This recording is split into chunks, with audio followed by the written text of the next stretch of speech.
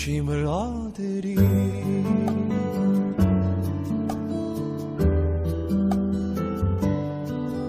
우리 찬송가 진실하게 찬양하겠습니다.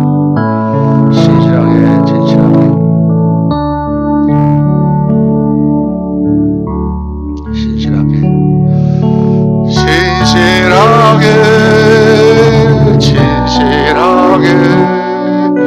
거룩하게 살게 하소서. 진실하게 거룩하게 살게 하소서. 이것이 저와 여러분의 기도가 되기 원하는 진실하게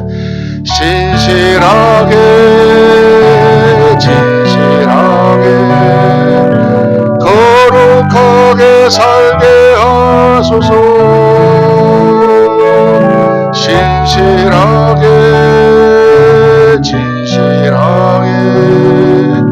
거룩하게 살게 하소서.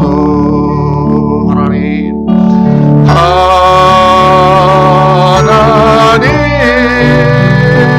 나의 마음 만져주소서.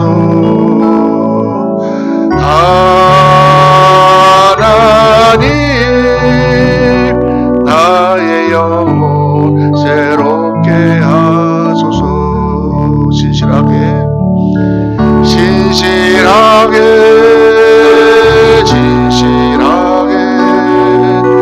거룩하게 살게 하소서. 진실하게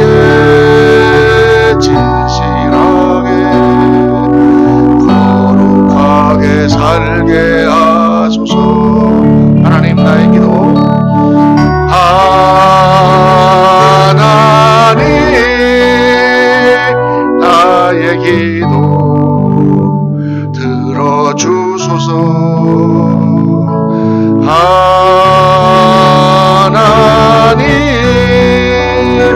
주의 길로 인도하소서. 하나님 나의 마음 하나님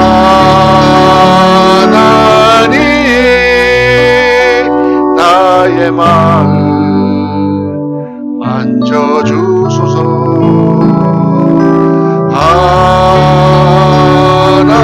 하나님 나의 영혼 새롭게 하소서. 진실하게 거룩하게 살게 하소서. 하나님 나의 기도 하나님 나의 기도 들어주소서. 하나님 주의 길로 인도하소서. 우리 한 번 더 하나님 나의 기도 하나님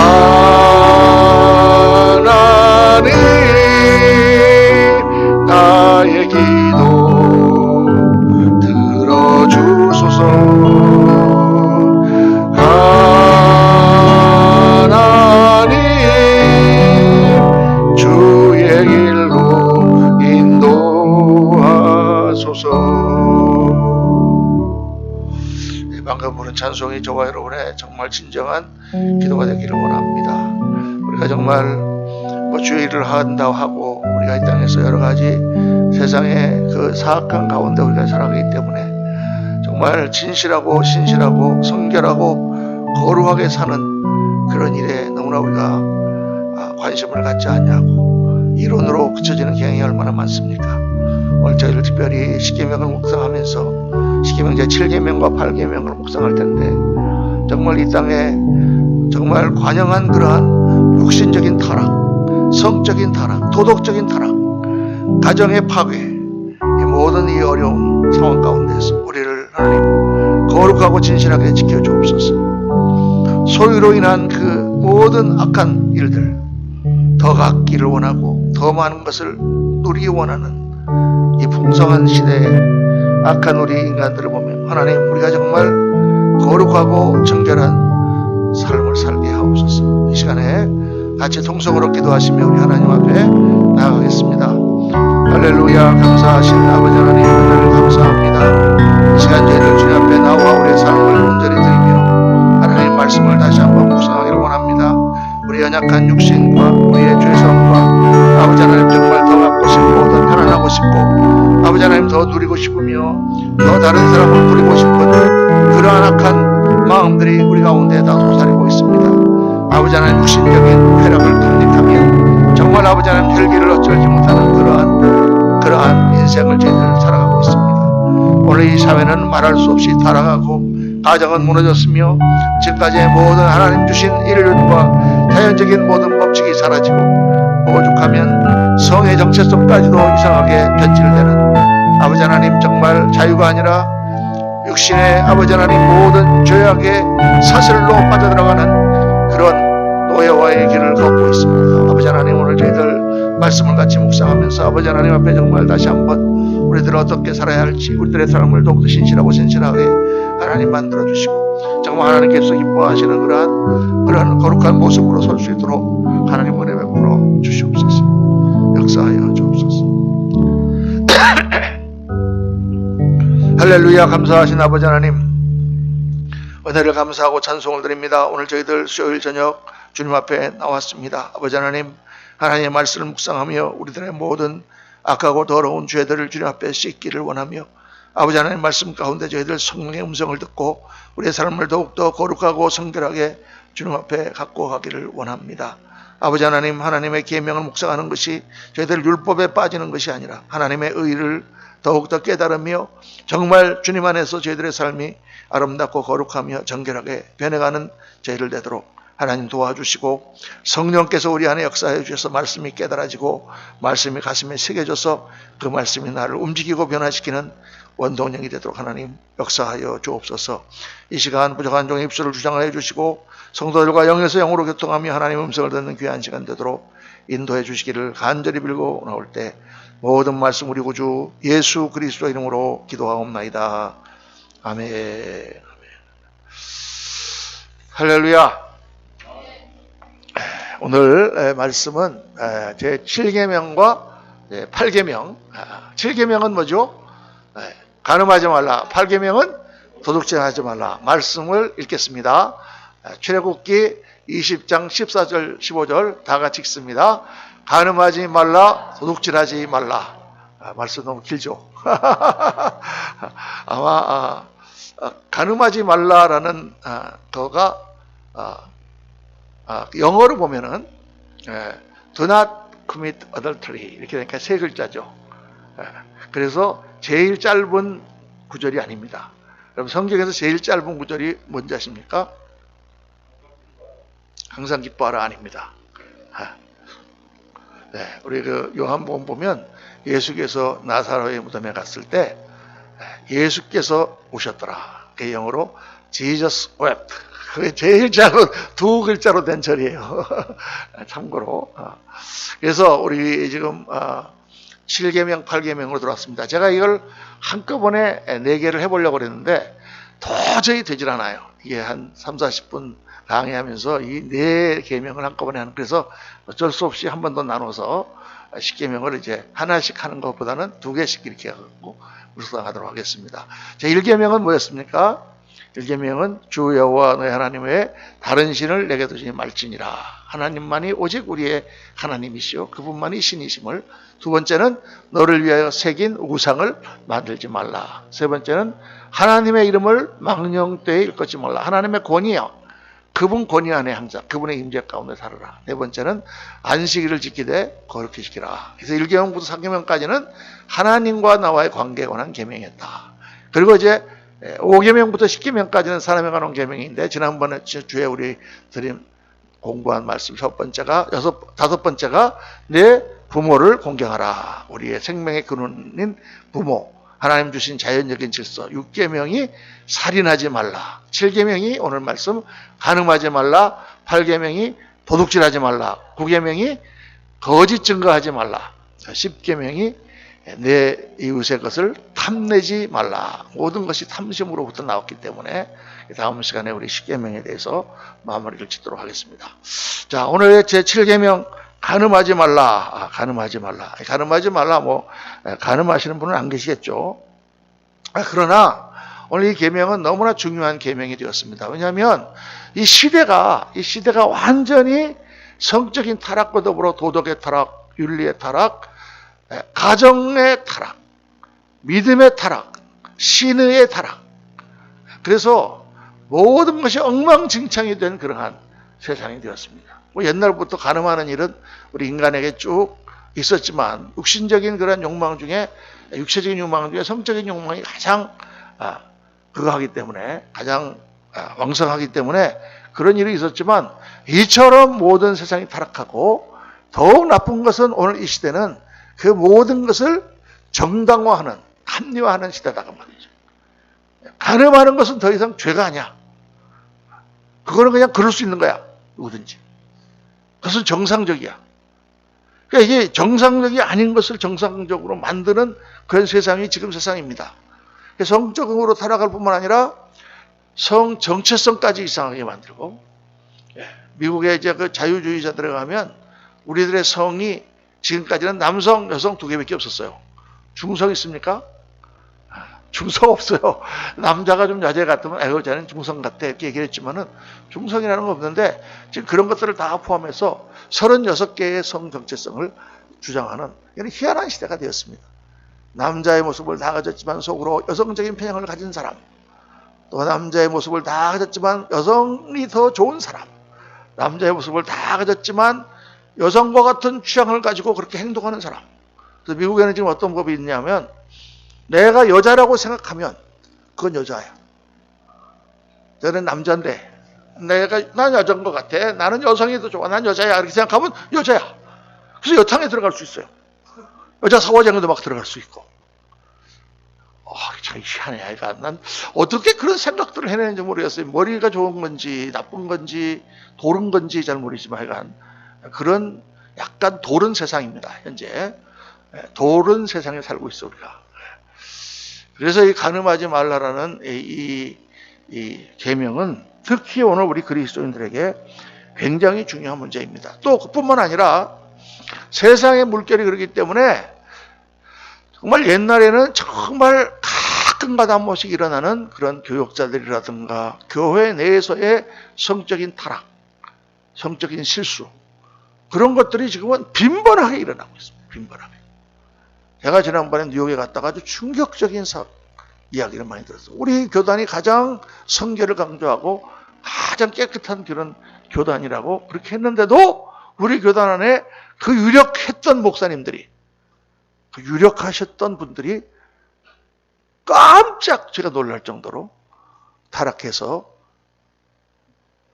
목회를 그만두었다, 또 그렇게 이렇게 됐다, 그런 교단 지도부에까지 그런 일들이 있었던 참 무서운 세상을 우리가 살고 있습니다. 그만큼 사탄 마귀가 특별히 죄 종들을 갖다가 넘어뜨리기 위해서 계속적으로 유혹하는, 우리가 이제 그리스도 교회가 사랑의 공동체이기 때문에 우리가 다 이렇게 마음을 서로 나누고 사랑을 나누고 서로를 케어하고 돌보고 또 불쌍히 여기는 마음을 가지고 이제 이렇게 살잖아요. 근데 그러다 보면은 어느 선에서 이게 지금 육신적으로 살아가는 것인지 정신적으로 살아가는 것인지 영적으로 살아가는 것인지 희미해져 버린다. 희미해져 버려. 그래서 옛날에 트레스티아스라고 이제 사랑의 불꽃, 사랑의 폭발 뭐 이런 이름으로 해갖고 미국에서 했는데, 그거는 정말 이렇게 성도들끼리 다 한 30여 명이 모여가지고 마음을 터놓고 3박 4일을 지내면서 다 이렇게 예배를 드리고 하다 보면은 정말 마음이 다 녹아가지고 서로가 얼마나 사랑스러운지 몰라요. 그래서 막 서로 끌어안고 막 그렇게 한단 말이에요. 남자는 남자들끼리 모여요. 여자들끼리는 여자들끼리 모이고, 남녀 같이 모이면 큰일 나. 잘못하면 이게. 그렇게 했는데도 나중에 끝나고 이렇게 미팅을 하다가 그 안에서 어떤 남자와 여자가 또 이렇게 같이만 눈이 맞아가지고 도망을 가고 그런 사건이 있었습니다. 참, 그러니까 그 전체 운동이 다 매도가 되는 거죠. 물론 뭐 도망갔다가 뭐 얼마나 오래 살겠어요. 한 몇 개월 살다가 다시 또 돌아와가지고 이렇게 사회에 무리를 일으키고 미국에서 그런 일들이 있었습니다. 근데 이게 지금 중요한 것이 이 간음하지 말라라는 것은 뭐와 관계가 있냐면 믿음과 관계가 있어요. 믿음이라는 것은 우리가 하나님을 믿습니다. 예수님을 믿습니다. 이렇게만 우리가 믿음을 생각하는데 믿음이라는 것은 신뢰고 신의고 서로 간의 관계의 고리다 그 말이죠. 내가 당신을 믿느냐 당신이 나를 믿느냐 하는 것은 관계의 고리입니다. 따라서 관계의 가장 중요한 고리가 믿음이다. 그러니까 믿음은 간음이라고 하는 것은 이 믿음을 파괴하는 것이죠. 하나님과 나와의 관계의 고리가 끊어지고 사람과 사람과의 관계가 끊어지고 믿음을 파괴하는 거예요. 그러니까 예수를 믿으면 천국 가는데 그 믿음이 파괴되니까 이런 엄청난 신앙적인 위기, 정말 믿음이 완전히 없어지는 것 같은 그런 위기를 맞게 되는 것입니다. 그래서 이 간음하지 말라고 하는 계명은 가장 중요한 계명이기도 하고 또 가장 위험한 계명이기도 합니다. 왜냐하면 너무나 이 간음하지 말라는 계명을 많은 사람들이 여기기 때문에. 그래서 오늘 이 말씀을 같이 묵상하면서 간음에 대해서 한번 생각을 해보고 이게 도대체 뭔가. 첫째, 간음은 결혼의 모든 성적 부정을 의미해요. 이게 육체적인 거죠. 육체적인 거. 근데 육체적인 것은 항상 정신적인 것과 영적인 것과 연결되어 있습니다. 사람은 영혼, 육이 다 일체가 되어 있는 존재죠. 영 따로, 육 따로, 혼 따로가 있는 게 아니에요.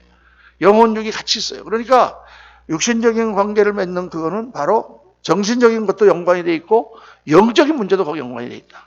그러니까 성경은 그걸 다 같이 말씀하고 있습니다. 영적인 간음, 정신적인 간음, 육신적인 간음, 이게 다 같이 있단 말이에요. 그래서 예수님이 간음할 생각만 해도 간음죄로 범한 것이다. 간음할 생각은 뭐예요? 정신적인 거예요. 생각하는 거예요. 그런데 이미 그것도 간음이다. 영적인 간음은 뭐냐? 세상과 짝하는 것. 그래서 하나님께서는 영적인 간음이라고 했습니다. 간음한 여인들이요. 야고보서에 나오는 그 말은 바로 타락한 교회를 말하는 것이죠. 세상과 벗된 것이 하나님과 원수된 것을 알지 못하느냐. 그러니까 영적인 타락, 정신적인 타락, 육신적인 타락이 다 같이 간다. 그래서 예수님께서 마태복음 5장 27절 다 같이 읽겠습니다. 또 간음하지 말라 하였다는 것을 너희가 들었으나 나는 너희에게 이르노니 음욕을 품고 여자를 보는 자마다 마음에 이미 간음하였느니라. 참 이게 이 말씀이 얼마나 여러분 요즘에 세상에 나가보면 인터넷이고 뭐고 그냥 온통 벗은 여자들로 딱 찼죠. 지나가다가 안 볼 수가 없어. 이 사람이 이렇게 여자들이 벗은 모습을 보면은 남자의 동공이 2배로 확 커진다고 합니다. 운전을 하고 가다가도 미국 같은 경우에 저기 그 메라탄 들어가는 터널 앞에 큰 빌보드, 큰 간판이 있는데 거기 뭐가 있냐면은 캘빈 클라인 이 속옷 광고가 거기 나와 있어요. 크게 남자고 여자가 벗고 있어. 운전하다가 그걸 보면 잘못하면 사고가 나는 거예요.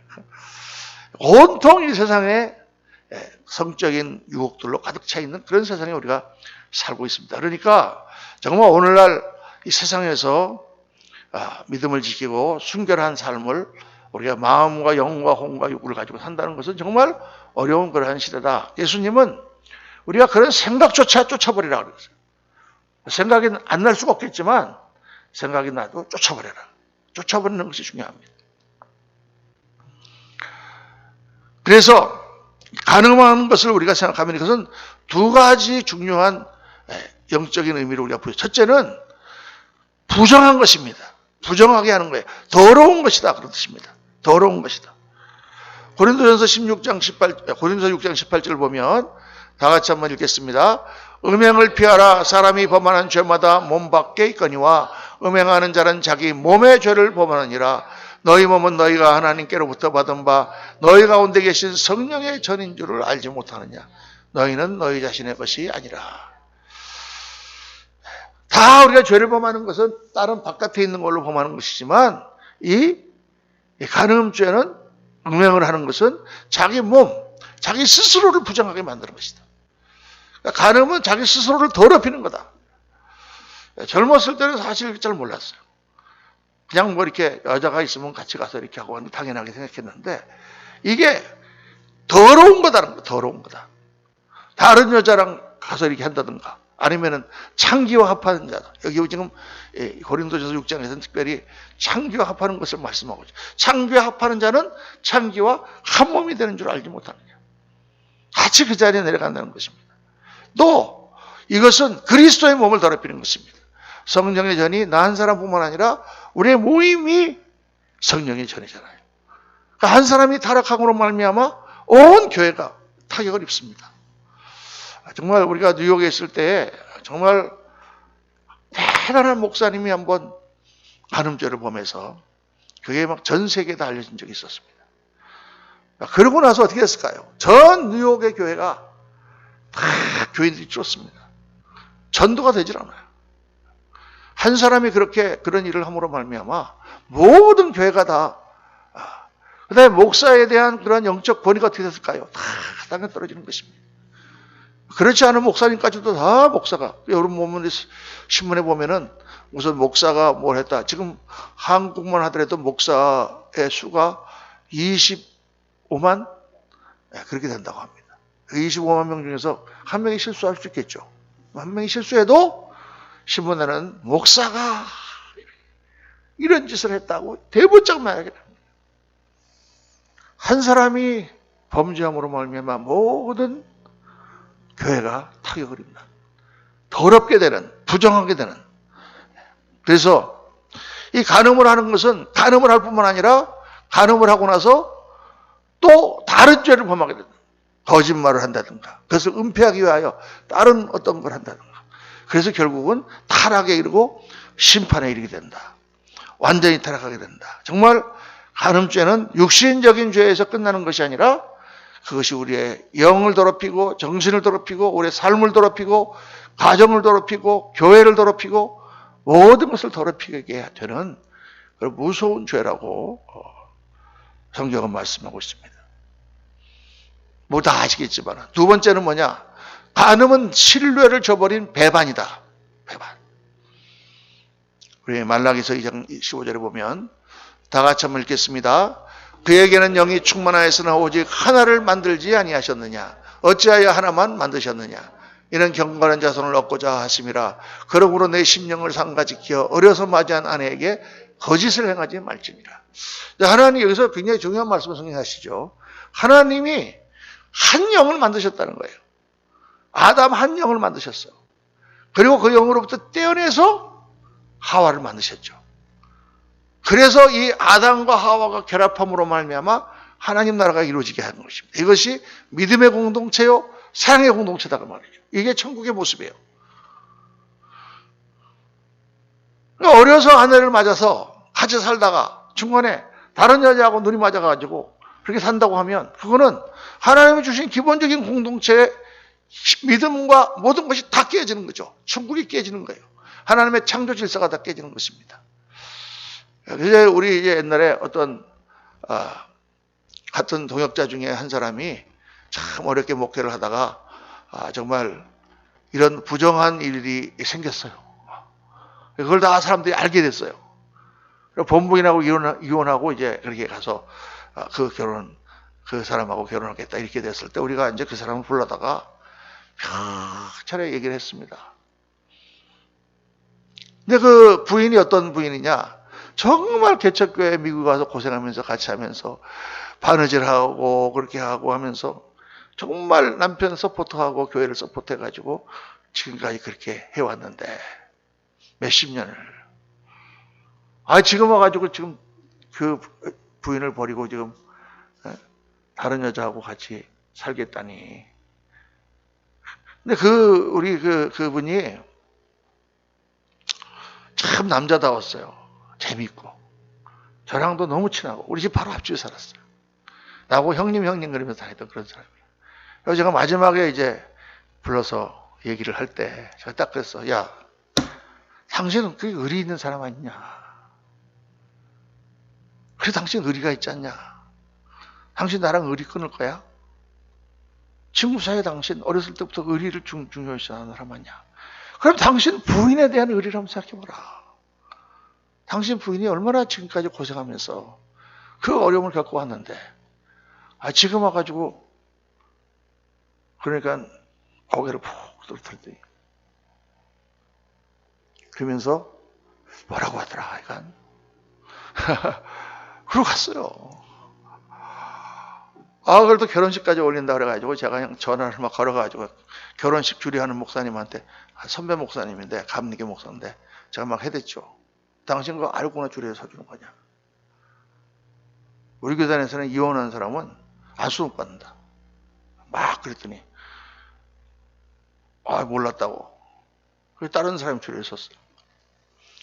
그러고는 결혼을 했는데 결혼하고 딱 3개월 만에 신체검사를 했는데 갑자기 이 신장인가 간에 암이 발견됐어요.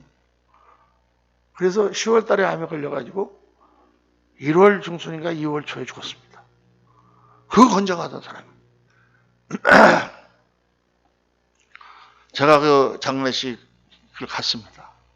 아무리 죄를 범했지만 그래도 교단에서는 이미 다 제명시켜버리고 그거 결혼한다고 그럴 때 사표 받고 다 제명시켜버리고 그리고 이제 그 여자랑 살려고 갔는데 바로 신체검사 받고 그렇게 됐어요. 몇 달 살지도 못했죠. 그리고는 그냥 얼마나 날이 추운지 오늘보다 한 배는 추웠어요. 얼어서 땅을 팔 수 없을 정도로 추운 날에 그 추위에 가서 붙었습니다. 참 너무나 허무하고. 그래서 제가 이제 그 목사님이 개척하면서 어려움 겪고 했던 걸 다 하니까 근데 그게 상대하는 여자가 돈이 많았어요. 그러니까 뭐 그것도 사주고 차도 사주고 뭐 뭐도 사주고 막 하다 보니까 이게 어떻게 가까워져가지고 이렇게 된 거예요. 마치 뭐와 같으냐? 제가 그때 이렇게 표현했습니다. 내가 참 밉기도 하지만 한편으로는 안 되고 그런 것이 사람이 얼마나 약한 게 여러분 전쟁을 하는데 철조망이 쳐 있는데 그 안에 지뢰밭이야. 밟으면 가면 죽어. 그런데 그 가운데 맛있는 사과나무에 사과가 열려있다고 말이에요. 전쟁에서 배는 고파 죽겠는데 며칠을 굶었는데 그 사과를 따먹고 싶잖아요. 그래서 들어가면 지뢰밭이야. 제가 그렇게 비유를 했습니다. 그놈이 그죠. 배고픔을 못 참고 지뢰밭을 들어가서 터져 죽었다고. 그런 마음이었어요. 정말 안타깝고. 그렇지만 아무리 배가 고프고 아무리 그 사과가 먹고 싶더라도 지뢰밭을 들어가면 안 되지. 마지막에는 회개라고 했긴 했지만은 어쨌든 하여간 하나님께서 판단하시겠죠. 정말 안타까운 일입니다. 근데 이게 믿음을 저버린 행위예요. 이거는 사람에게 믿음을 저버린 행위일 뿐만 아니라 치사하고 더럽지. 뿐만 아니라 하나님 앞에 믿음을 저버린 행위예요. 하나님이 다 보고 계시는데 하나님이 그 자리에 임재하고 계시는데 어떻게 그럴 수 있냐고 말이에요. 하나님 앞에 믿음을 저버린 행위. 그래서 이거는 결혼의 언약을 파괴한 것이고 하나님의 임재를 무시했어요. 그렇기 때문에 예수님께서 이혼에 대하여 말씀할 때 뭐라고 말씀하셨습니까? 모세가 이것을 이렇게 한 거는 여자를 너무 그렇게 하기 때문에 한 것인데 간음한 영고 외에 아내를 버리는 자는 하나님 앞에 죄를 범하는 것이다. 간음한 영고라는 말을 그 앞에 한 거예요. 왜냐하면 간음이라고 하는 것은 결혼의 언약을 파괴해버리는 거기 때문에. 근데 언약이 파괴돼버리면 원래 맺었던 언약의 끈이 없어지잖아요. 그러니까 여러분 아직도 우리가 신학에서 제일 궁금한 게 내가 예수를 열심히 믿는다고 믿었다가 어느 날 누가 와서 나를 협박을 하니까 나 예수 안 믿겠다. 안 믿어. 사람들한테 공포를 했어요. 그럼 그 사람 구원받나? 여러분 이게 굉장히 궁금하죠. 그래서 그 사람 구원 못 받는다. 못 받는데 이제 장로교 쪽에서는 어떻게 설명하냐면 그 사람이 구원 못 받는 것은 애초부터 그 사람 믿었던 게 자기가 믿는다고 착각했지 사실은 믿은 게 아니었다. 이렇게 이제 우리가 그냥 신학적으로 논리를 맞추고 지나가는 것이지만은 엄격히 말해서 그거는 언약이 파괴됐기 때문에 처음부터 언약이 없었던 거나 마찬가지예요. 약속이 깨졌는데 뭐가 있겠어요? 이 집을 언제까지 우리가 빌리면서 돈을 얼마씩 내기로 했는데 돈을 안 내. 그럼 어떻게 돼요? 약속이 깨졌잖아요. 그러면 계약이 깨지는 거죠. 그러니까 결혼의 언약 파기할 뿐만 아니라 하나님의 임재를 무시하고 하나님과의 언약도 파기한 것이다. 그래서 무서운 심판이 기다리고 있는 것입니다. 히브리서 13장 4절에 다 같이 읽습니다. 모든 사람은 혼인을 귀히 여기고 침소를 더럽히지 않게 하라. 음행하는 자들과 간음하는 자들을 하나님이 심판하시리라. 여러분 요한계시록을 쫙 읽어보시면 제가 수없이 많은 구절이 있는데 다 들지를 못해요. 그러나 거기 보면은 지옥불에 들어가는 사람에 대하여 꼭 거기에 끼어드는 것이 음행하는 자들, 거짓 선지자들, 악한 자들, 악한 일을 행하는 자들하고 음행하는 자들, 간음하는 자들이 꼭 들어갑니다. 하나님의 심판을 자초하는 거지. 빨리 회개하고 혹시 이제 그런 일이 있거나 그런 무슨 징조가 있거나 하면은 어쨌든 간에 빨리 회개하고 하나님 앞에 엎드려야 됩니다. 우리를 다시 깨끗하게 하시는 그리스도의 보혈을 힘입고 그것으로부터 우리를 멀리해야 돼요. 육신적인 정욕으로부터 너희를 멀리하라. 정말 그렇게 하지 않으면 오늘도 정말 넘어지고 정말 실수라고 말하기보다 정말 악을 범하는 그러한 사람들이 너무나 많습니다. 오늘 이 시대에 정말 성적인 거룩함 뿐만 아니라 정신적인 영적인 순수함과 거룩함을 지켜야 된다. 우리 CNM의 교단이 한국에 서면서 저는 우리가 사중복음을 강조합니다. 구원의 주 예수 그리스도, 성결의 주 예수 그리스도, 신유의 주 예수 그리스도, 그리고 세계 선교 재림의 왕 예수 그리스도 이렇게 우리 강조하는데 지금 이 시대는 우리가 딱 두 가지를 강조해야 되는 거예요. 왜냐하면 구원에 대한 강조는 너무 많이 했어요. 20세기 후반에 2000년까지. 그래서 아무나 다 구원받는다고 했기 때문에 예수를 믿고 구원받는 것에 대해서는 뭐 신학적으로 뭐고 강조할 필요가 없어. 그 다음에 신유. 그래서 한번 제가 말씀드렸죠. 의술이 너무 발달해갖고 요즘은 신유 기도 잘 안 한다고. 목사님한테 기도받기보다는 먼저 병원에 간다고. 근데 지금 한국교회에 절실하게 필요한 것은 성결. 성결과 그 다음에 세계 선교의 깃발을 계속 이어서 세계 선교에 매진해야 된다 하는 주께서 우리에게 맡기신 사명 감당해야 된다. 선교지에서도 마찬가지예요, 여러분. 선교지에서도 얼마나 위험한지 모릅니다. 몽골 같은데 굉장히 성적으로 타락해 있어요. 몽골 사람들은 유목민들이기 때문에 별로 이렇게 성적인 거라든가 이런 거에 대한 죄의식이 없습니다. 말 타고 다니다 그냥 아무나 만나면 이렇게 그런 개념이란 말이에요. 그러다 보니까 선교사님도 한 분이 실수했어요. 몽고 여자랑 그렇게 돼가지고. 그래서 이게 보통 심각한 게 아닙니다, 여러분. 기도하시면서 정말 오늘 이 성적으로 타락한 이 시대에 우리가 말씀과 성령으로 거룩해지고 악한 영의 유혹으로부터 우리 하나님 지켜달라고 기도하시면서 거룩하고 정결한 삶과 생각과 또 그런 영으로 주님 앞에 나가도록 그렇게 기도하시는 저와 여러분 되시기를 예수님으로 축원합니다. 그 다음에 도둑질하지 말라. 도둑질하지 말라. 이 도둑질하지 말라는 소유에 관한 계명이에요. 소유. 여러분, 이 소유라고 하는 것은 모든 사회 문제의 근원이며 관계 파괴의 주범입니다. 우리가 앞에서 다 무슨 계명이 사랑과의 관계잖아요. 근데 이 소유는 사랑과의 관계에 아주 직결돼요. 소유로 인하여 사회가 타락되고 소유로 인하여 관계가 깨지기도 하고 이어지기도 합니다. 그런데 이제 오늘 이 시대에 죄로 인하여 소유의 개념이 타락됐죠. 그래서 사람들은 소유에서 만족을 얻어요. 소유하는 것으로 만족합니다. 그게 성경에 너무 잘 나와 있죠. 누가복음에 보면은 어리석은 부자의 비유를 주님이 말씀하시잖아요. 어떤 부자가 있었는데 땅이 넓어요. 그런데 그에 아주 풍년이 들어서 소출이 많이 들었어. 그러니까 막 일꾼들이 그 추수단을 들고 들어오는 모습을 보면서 내 영혼아 기뻐하라. 창고를 더 짓고 그 모든 곡식을 다 저장해 놓고 이제는 배불리 먹으면서 편안하게 지내보자. 이렇게 만족할 때에 하나님께서 그에게 뭐라고 하셨다고 그랬습니까? 이 어리석은 자여, 오늘 밤 내가 내 영혼을 도로 걷어가리니 이 모든 것이 네 것이 되겠느냐. 아주 뭐 주님은 그 비유 하나로 이 소유의 문제를 정확하게 말씀하고 계세요.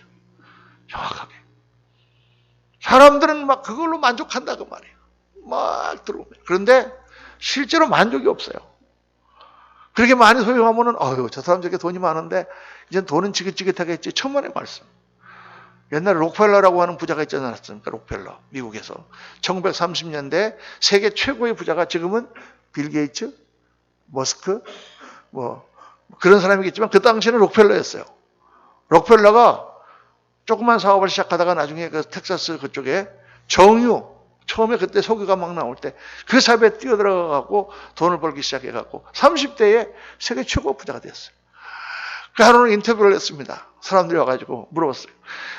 록펠러 씨, 당신은 이렇게 돈을 많이 벌었는데 얼마나 더 돈을 많이 벌 생각입니까? 그랬더니 록펠러가 뭐라고 하는지 아십니까? 영어로 little bit more. 조금만 더. 그렇게 돈이 많은데 조금만 더. 그래서 제가 이렇게 목회를 하면서 보니까 부자일수록 욕심이 더 많아요. 돈이 많은 사람일수록 더 욕심이 많아요. 돈이 없는 사람일수록 욕심이 없어. 이상하지? 욕심이 있어서 부자가 됐나? 많은데도 더 딴 걸 가져가려고. 그래서 이게 이 소유라고 하는 것이 우리의 인성을 파괴하고 관계를 파괴하고 모든 것을 파괴하는 거죠. 이 소유 때문에 옛날에 또 그런 중국의 옛날 얘기가 있지 않습니까? 형제가 이렇게 너무나 우애가 좋은 형제가 있었는데 형제가 가다가 길에서 뭘 발견했어요? 금덩어리를 발견했습니다. 형이 저기 금이 있다 그랬더니 동생이 주웠어요. 본 사람은 형이고 주운 사람은 동생이야. 어쨌든 하여간 이제는 우리는 부자가 됐다. 집에 가서 고향에 돌아가면 이제 집을 이걸 팔아갖고 지어갖고 어머니 모시고 우리 행복하게 살자. 그리고 이제 배를 타고 강을 건너가게 됐는데 강 한가운데 가니까 형이 갑자기 그 금을 바다에 퐁당 빠뜨리지 않습니까? 놀래가지고 아니 왜 그걸 금을 빠뜨리십니까? 그랬더니 아우야, 우리가 금이 없을 때는 정말 내가 너를 사랑하고 모든 것을 너에게 줘도 아깝지 않은 그런 생각이 들었는데 이 금덩어리를 발견하고 배를 타니까 갑자기 내 마음에 저놈이 없으면 이 금덩어리가 다 내 것이 되겠는데 라는 생각이 내가 들더라. 그렇게 생각해 보니까 내 동생도 똑같은 생각을 하겠구나 라고 생각이 들더라. 그래서 이 금덩어리가 결국은 우리 사이를 갈라놓는 원수로구나 생각해서 버렸다. 형님 잘하셨습니다. 정말 그랬습니다. 하고 고향에 돌아가서 가난하게 살았다라는 중국의 고사가 있죠. 그렇죠? 다 아시죠? 하지만 그렇습니다. 성경의 디모데후서의 금은 금이 아니라 돈은 일만 악의 뿌리라 그랬어요. 일만 악의 뿌리라. 만 가지 악을 저지르는데 그 뿌리가 바로 돈이다. 그러니까 돈 때문에 형제가 갈라지고 돈 때문에 원수가 되고 돈 때문에 친구가 이렇게 되고 돈 때문에. 그래서 제가 이제 교회에서 목회하면서 우리 교회는 아직 뭐 그런 말을 할 필요도 없습니다만 옛날에 제가 목회할 때 꼭 그랬어요. 두 가지를. 여러분 꼭 두 가지 하지 마세요. 절대 기회하지 마세요. 교회에서 같이 기회하지 말라. 기회해가지고 뛰어먹고 도망가고 그래가지고 교회가 초박살을 난 교회가 얼마나 많은지 모릅니다. 둘째는 절대 교인들 가운데 돈 빌려주지 마세요. 그래서 돈 빌려주면 사람도 잃고 돈도 잃습니다. 근데 저 사람 너무 어려워가지고 정말 돈이 필요한데 어떻게 하냐 그러면 제가 주라 그랬어요. 형 주라. 저도 옛날에 그래서 너무 우리 안수 집사님이 너무 사업이 어려워가지고 집에 왔더니 글쎄 아메리칸 익스프레스에서 돈 쓰라고 15,000불 체크가 딱 날라왔더라고. 그래서 그걸 갖다 줬어요. 이거 갖고 한번 다시 사업을 일으켜보라고. 그리고 이거 매달 300불씩 갚는 건데 갚으실 수 있죠? 그랬더니 목사님 그럼요. 제가 다 갚겠습니다. 걱정하지 마십시오. 제가 하겠습니다. 그래서 줬는데 첫 달부터 못 갚는 거예요. 한 번도 안 갚았어. 제가 다 갚았어요. 그걸. 다 갚고 나서 나중에 이제 한 3년쯤 지났는데 어느 날 오더니 목사님 제가 정말 그거 뭐 죄송한데 이제 조금 형편이 나아졌으니 제가 매주 목사님에게 200불씩 받겠습니다. 그냥 내가 필요 없다고 그러다가 아니야. 이 사람은 훈련을 해야 돼. 그래서 그러세요. 매달 꼬박꼬박 매주 200불씩 갖고 왔어 저한테. 그래서 1년을 하니까 얼마예요? 50주니까 거의 10,000불을 갚았죠. 제가 이제 1년이 딱 지나고 나서 집사님 됐어요. 나머지는 선물. 주라 그래서 제가 주라. 줘도 괜찮을 사이면 주면 돼요. 뭐 물질까지 무슨 문제입니까? 그런데 빌려주면 갚아야 되는데 이자를 받아야 되는데 안 주고 관계는 깨지게 돼 있습니다. 여러분 돈 빌리는 사람이 뭐 돈이 많아갖고 빌리겠습니까? 어려워서 죄인 되는 거지. 그래서 이 소유라고 하는 거는 우리 신앙에 있어서 너무 중요하다. 사람들은 소유가 많아지면 행복하고 소유가 적어지면 불행해요. 목사님. 그래서 이 소유가 우리의 행복과 불행을 좌우한다고 하면 문제인 것입니다. 여러분 우리가 무엇 때문에 기뻐해야 되고 무엇 때문에 불행하죠? 예수님 때문에, 주님 때문에 행복하고 주님 때문에 불행하고 성령으로 충만하면 기뻐하고 안 그러면 우리가 마음이 아파야지. 소유 때문에 우리가 행복하고 소유 때문에 불행하면 되겠어요? 근데 이게 참 우리 인간이 그렇기 때문에 제가 늘 말씀하지 않습니까? 정말 개척교회 없고 힘들고 쪼들리고 그럴 때는 참 하나님 앞에 매일 나가서 눈물로 기도합니다. 그런데 이제 교회가 좀 부흥하고 모든 것이 잘 되고 이제 뭐 넉넉하고 재정 걱정이 없어지면 목사님들의 기도가 약해져. 제가 솔직하게 고백하건데 그럴 수밖에 없어요. 그래서 하나님께서 문제를 가끔씩 주시는 것도 축복이야. 믿으시길 주의 이름 축원합니다. 아멘. 이거 너무 또 기분 나쁘게 듣지 마세요. 내가 뭐 문제가 생겨서 뭐 그런데 뭐 고소하단 말이냐 뭐 이런 뜻이 아니고 정말 문제가 없으면은 기도를 안 해요. 육신적으로는 편해지고 정신적으로는 넉넉할지 몰라도 영적으로는 피폐해진다는 것입니다. 그래서 그러다가 어려움이 한번 오면은 우리가 다시 alert, 다시 비상을 걸고 내가 기도해야 되겠구나. 그렇게 하는 거죠. 저도 이번에 우리 다니엘 특별 수백 기도회 이제 3월 8일부터 합니다만은 연초에 하나님께서 말씀을 주셨어요. 저도 그냥 이런 거 좀 안 하고 그냥 목회할까 생각했는데 하나님이 갑자기 비상을 딱 거셨어요. 아니야. 너 육신을 그렇게 아끼지 마라. 다시 옛날처럼 기도하면서 그렇게 하나님 앞에 나가야 되지 않느냐.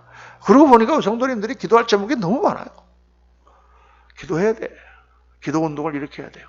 기도하지 않으면 이 세상에서 이길 수가 없는 거예요. 그래서 세상 사람은 소유에 만족과 불행이 있지만 우리 믿는 사람들은 어디에 만족이 있으느냐. 우리 믿는 사람들도 소유의 만족과 또 소유가 없어지면 불행하면 되겠냐고 말입니다.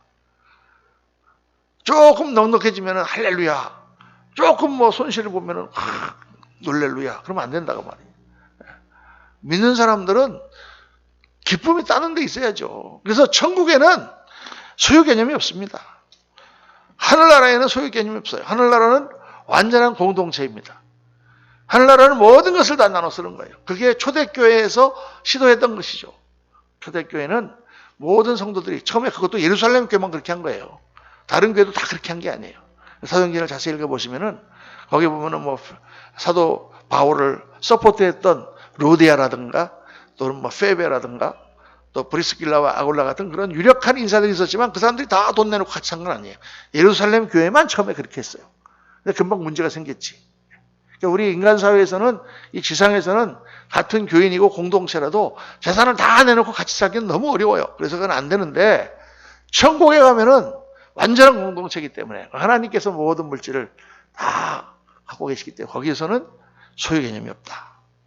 그래서 뭐 이 땅에서 공산주의 하려고 너무 애쓰지 마시고 하늘나라 빨리 가시면 거기 완전한 공산주의가 이루어지는 줄 믿습니다. 농담인데 조금 오해하실 것 같아서 그런 건 아니고 어쨌든 천국에는 소유 개념이 없다. 그래서 우리는 이 땅에서 이 소유라고 하는 사람들이 가장 중요하다고 생각하는 이 소유를 우리가 천국 개념으로 나누어 줌으로 어떻게 할 수 있다? 하나님 나라를 경험할 수 있다. 하나님께서는 이 땅에 잠정적으로 소유를 허락하셨단 말이에요, 우리에게. 그래서 소유를 나눔으로 우리는 하나님 나라를 증거하고 하나님 나라를 경험하는 거예요. 그러니까 이 교회는 이 세상에 존재하는 천국 공동체잖아요. 세상 사람들이 생각하지 못하는 걸 생각한다 그 말이에요. 그래서 사람들은 단기 선교를 가서 거기서 2명이 순교하고 23명이 포로 잡혔다 그러면 그 사람들 왜 그렇지? 왜 그런 데 가가지고 말이야? 왜 그렇게 자기 목숨도 버리고 막 왜 그렇게 사람을 귀찮게 하는 거지? 이렇게 생각한단 말이에요. 근데 예수 믿는 사람들은 뭐예요? 그렇게 하나님께 드리고 우리 것을 나누고 주는 것이 천국을 나타내는 길이야. 그러니까 우리 교회에 예를 들어서 인도에 지금 무슨 일이 있어가지고 우리에게 구호 자금이 필요합니다. 도와주십시오. 오면은 기뻐해야 될까요? 고민해야 될까요? 기뻐해. 할렐루야. 하나님께서 우리에게 이렇게 천국을 나타낼 기회를 주시는구나. 그래서 여러분 기뻐할 것이 뭐 그렇다고 우리 재산 팔아갖고 주라는 건 아니에요. 할 수 있는 한 최선을 다해서 우리가 하나님의 일을 감당하는 게 중요하죠. 우리에게 어떤 그런 영어로 얘기하면 mandate, 필요한 어떤 것들이 요구가 되는 것들이 온다 그러면 그건 우리에게 찬스다 그 말이에요. 찬스. 제가 지난번에 한번 그런 간증 한번 한 것 같은데 가끔 우리 교회에 이렇게 사무실에 집을 잃은 그런 사람들이 옵니다.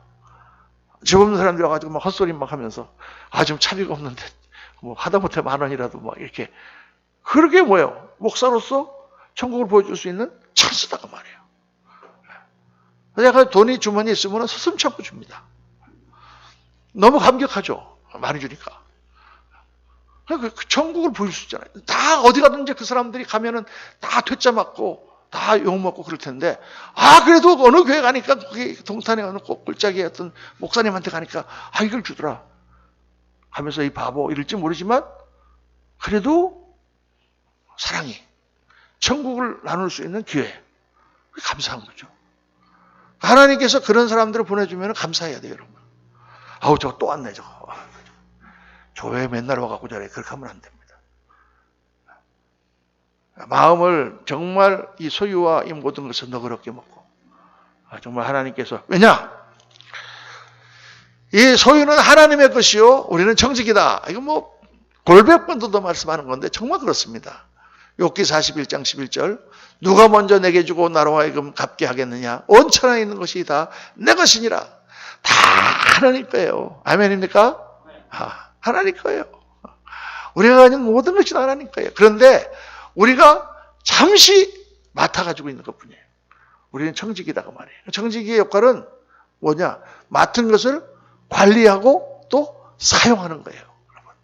그러니까 성경에 그런 비유가 많잖아요. 달란트의 비유. 다 먼 길을 가면서 주인이 한 사람에게 1달란트를, 2사람에게 2달란트, 5달란트를 줬어. 뭐 하라고? 그거를 가지고 사용해서 더 돈을 불려라. 투자를 했어. 이거 주고 준 거야. 우리에게 모든 것을 주신 것은 이것을 사용해서 하나님 나라를 나타내고 하나님 영광을 나타내고 많은 사람들을 유익하게 하며 하나님을 기쁘시게 하라 하고 준 거예요. 갖고 있으라고 준 게 아니고. 그렇죠. 그래서 이 정직의 역할을 우리가 잘 감당하는 것입니다. 우리 육신도 마찬가지예요. 사람들은 다 생각합니다. 몇 살 때까지만 열심히 일하고 그 다음에 놀아야지. 뭐하고 놀 거예요? 고스톱 치고 맨날 경로당 가서 고스톱 치고 놀라는 거는 바둑 두고 뭐하고 놀 거예요? 놀고 그냥 살다가 죽을 거예요? 몇십 년을? 참 그거 생각하면요 아찔해요, 여러분. 하나님이 주신 인생인데, 시간인데, 건강인데, 건강이 허락하고 시간이 허락할 때는 아무리 나이가 많아도 뭐라도 해야지. 할렐루야. 뭐라도 하면서 그 나라를 위하여 써야지요. 써야 됩니다, 여러분. 주님 앞에 갔을 때 우리가 결산해야 됩니다. 나보다가 뭐 했냐? 우리 목사님 중에 그런 분이 있어요. 65세까지 열심히 목회하다가 65세 딱 되니까 나 자유 얻었네, 너 자유 얻었네. 그리고 그다음부터 이제 뭐 이것도 배우고 뭐 운동하고 해가지고 막 신나게 노는데 놀아도 뭐 잠깐이면은 다 지나갈 텐데 주님 앞에 갔을 때 너 뭐 했냐 그러면 제가 25살부터 65세까지 40년 동안 일하고 나머지 30년은 신나게 놀다 왔습니다. 할렐루야. 그러면 잘하였도다 착하고 충성된 종아. 이렇게 하시겠습니까? 안 하신다고 말이에요. 내 골프 실력이 보기가 되었으니 내가 너에게 영광을 주겠다. 그렇게 말도 안 하신다고 말이에요. 그래서 최선을 다해서 우리의 삶을 쓰고 하나님 나라의 영광을 위해 쓰고 그리고 주님 앞에 가는 것입니다. 그러니까 관리하고 사용해야 된다. 그래서 많이 쓰는 사람이 부자예요. 여러분 한번 따라 합시다. 많이 가진 사람이 부자가 아니고 많이 쓰는 사람이 부자다. 그렇습니다. 많이 가졌다고 해서 그 사람 부자가 아니에요. 많이 가졌는데 가난한 사람이 있어요. 우리 제 어머니 아버지로부터 제가 들은 옛날 얘기가 있어요. 옛날에 어떤 사람이 고향에 시골에 섬에 사셨다는데 이 사람이 너무 구두쇠야. 구두쇠 중에도 그런 구두쇠가 없어. 옛날에 자린고비 그런 거 있잖아요. 굴비를 걸어놓고 먹지 않고 걸어놓고 보고 이렇게 밥을 먹는 거예요. 보고 그러다가 아들이 두 번 보니까 얘 이놈아 짜다 그랬다잖아요. 그죠? 그렇게 지독한 자린고비 같은 사람이 있었어. 그래가지고 이 사람이 너무 돈을 좋아해서 돈이 한번 들어오면 돈 할아버지가 들어오셨는데 이분이 최소한도 하룻밤은 주무시고 가야지 그냥 내놓으면 안 되라고 딴 돈을 주지 절대 그 돈은 안 내놓는 사람이래요. 그런데 너무 돈을 사랑했기 때문에 이 돈을 안 쓰는 거야. 옷도 안 사 입고 맛있는 것도 안 사 먹고. 그래서 유명한 일화가 있습니다. 이 가정은 밤에 헛간에서 밤에 새끼를 꼰대요. 빨가벗고. 이게 무슨 말이냐? 옛날에는 시골 가면 이제 새끼를 꼬잖아요. 새끼를 꼬면 이 넓적다 이렇게 비빈단 말이에요. 그럼 옷 위에다 대고 비비면 옷이 달잖아요. 그러니까 아예 벗고 둘이 앉아가지고 벗으면 다를 게 없잖아. 옷이 안 달잖아. 그렇게 지독한 구두쇠. 진짜 싫어합니다. 그랬는데 애들 학교를 안 보냈어요. 돈 든다고. 그리고는 이제 공수비 온다고 일제 말기에 공수비 온다고 다 배를 타고 고기 잡으러 나가지 말라고 그랬는데 이 사람은 돈을 벌고 싶어서 고기를 잡으러 갔다가 간첩손으로 의인하고 기총수술을 맞아갖고 허벅지에 관통상을 입었는데 된장만 붙이고 병원 안 갔어. 그 돌아가셨어요. 돌아가시고 나서 그 방에 들어가 보니까 금고가 있는데 금고를 열어보니까 2조 시대 때부터 돈이 다 거기 쌓여 있더래요. 그 돈은 불과 10년도 안 돼서 자식들이 다 날려먹었다고 합니다. 그런 이제 뭐 아주 극단적인 정신 나간 사람. 그 사람은 부자였습니까? 가난하게 살았죠. 옷 한 벌도 못 사 입고 옷이 달는 게 아까워서 밤에 아무도 없는 밤에 헛간에서 새끼를 맨살에다 비비던 사람이 있대. 얼마나 가난하게 살았겠어요. 그걸 한번 생각해 보면 이게 하나님 주신 것을 쓰고 누리는 게 중요해요. 영광을 위하여 쓰고 좋은 일에 쓰고. 성경에 보면 그런 유력한 사람들이 많습니다. 하나님 나라를 위하여 아낌없이 물질을 내고 그래서 사도 바울이 복음을 전하고 영광을 위하여 사용하는 그런 사람이 돼야죠. 갖고 있다가 돌아가시면 뭐해요? 그래서 주께서 이르시되 지혜 있고 진실한 청지기가 되어 주인에게 그 집 종들을 맡아 때를 따라 양식을 나누는 자가 누구냐? 주인이 이럴 때 종이 이렇게 하는 것을 보면 그 종은 복이 있으리로다. 그리고 44절에 내가 참으로 너에게 이르노니 주인이 그 모든 소유를 그에게 맡기리라. 더 하나님이 채워주시고 더 사용하십니다. 자, 둘째, 믿는 사람은 재물에 집착하면 안 된다. 절대 소유가 우리 주인이 되어서는 안 됩니다. 우리는 두 주인을 섬길 수가 없습니다. 마태복음 6장 24절 나같이 시작. 한 사람이 두 주인을 섬기지 못할 것이니 혹 이를 미워하고 저를 사랑하거나 혹 이를 중히 여기고 저를 경히 여김이라. 너희가 하나님과 재물을 겸하여 섬기지 못하느니라. 여러분, 우리가 재물이 필요합니다. 사람 살면서 먹어야 되고 입어야 되고 다녀야 되고 또 써야 되고 또 아이들 교육시켜야 되고 뭐 많은 돈이 필요합니다. 다 하나님께서 채워주시는 거 가지고 우리가 하죠. 그런데 절대 우리가 하지 말아야 되는 것은 돈이 우리 주인이 되면 안 됩니다. 돈 때문에 우리가 타락하고 돈 때문에 하나님이 기뻐하시는 것을 못하고 돈 때문에 하나님이 기뻐하시는 관계가 깨지고 돈 때문에 교회가 파괴되고 이렇게 되면 절대 안 된단 말이에요. 그거는 차라리 없는 게 나아요. 그거는 우리를 망하게 만드는 거야. 만약 물질로 인해 하나님을 거역하게 된다면 그것은 축복이 아니라 오히려 저주. 어떤 사람이 돈이 너무 많아서 하나님 믿지 못한다면 그것은 그 사람을 멸망으로 빠뜨리는 악한 것입니다. 우리가 돈으로 인하여 시험에 들어가지고 믿음이 떨어진다면 그거는 차라리 없는 게 나아요. 차라리 가난하고 주님을 더 잘 섬기는 것이 낫습니다. 오늘 말씀을 도둑질에 관한 말씀인데 우리가 남의 것을 탐내는 것 자체가 소유의 문제, 갖고 싶다. 저것이 갖고 싶다. 거기서부터 생기는 것이기 때문에. 그래서 소유에 대해서 여러분 말씀을 묵상했습니다. 오늘 이 간음과 도둑질에 대해서 우리가 말씀을 묵상했는데 여러분 성결한 삶이라는 것은 저 먼 하늘에 있는 것이 아닙니다. 무슨 저 기도원이나 수도원에 있는 게 아닙니다. 우리가 살아가는 일상생활 가운데서 계속 접하는 육신적인 문제 그리고 물질적인 문제 여기에서 우리가 정말 하나님을 믿는 가운데 이것을 초월하고 그 모든 것을 정복하지 못하면 우리는 악의 나락에 빠져들어갈 수밖에 없다. 말씀 깊이 묵상하시고 정말 마지막 때 주님 앞에 성결한 종들로 주님 앞에 나아가는 저와 여러분 되시기를 예수님 이름으로 축원합니다. 기도하겠습니다. 아버지 하나님, 오늘 저희들 사랑하는 성도님과 함께 말씀을 묵상하였습니다.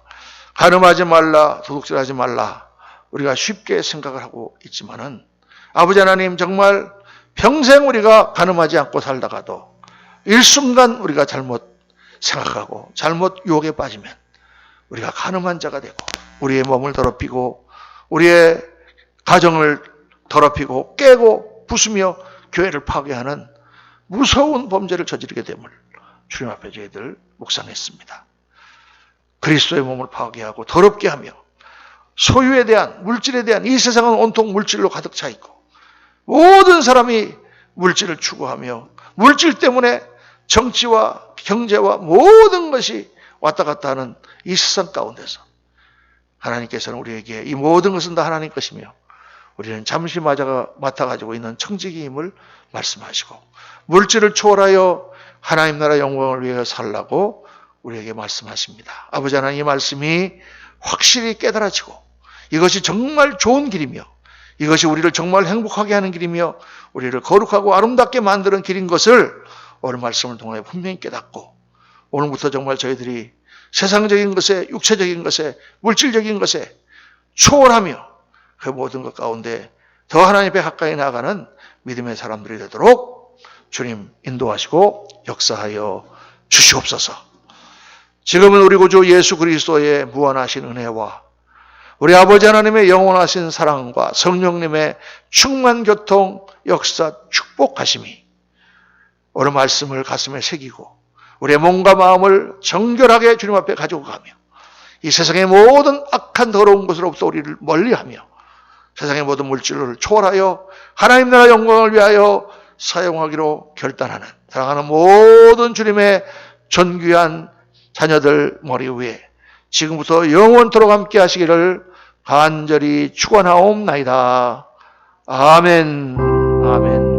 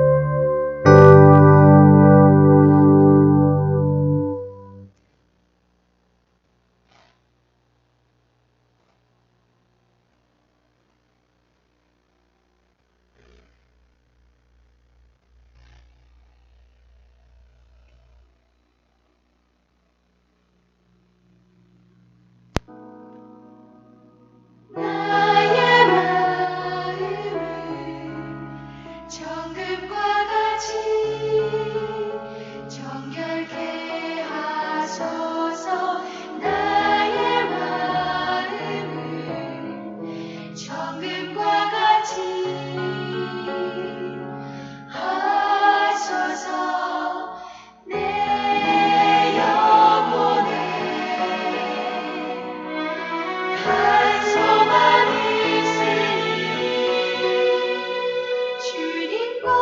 주님과 같이 거룩하게 하소서. 나의 삶을 주님께 드리니 거룩하게 하소서.